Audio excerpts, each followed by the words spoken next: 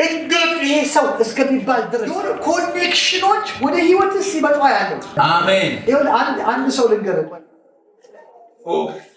ይሄን አገልጋይ ቀጥታ አንተ ውስጥ አገኘሁት። አሜን። እግዚአብሔር ሰው የዛሬ 2009 ጌታን እንዳገኘው የጻፍኩት ማስታወሻ ውስጥ የተቀመጠ ሆነች። ሃሌሉያ።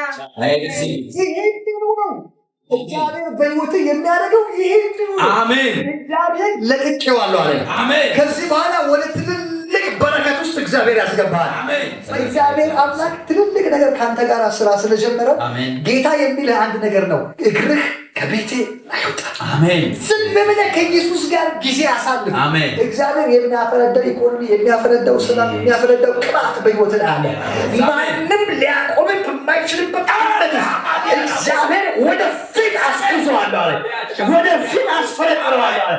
እግዚአብሔር በህይወት ዘመን ትልልቅ ነገሮችን ሰርቶ የሚበቅል ነገር አለ።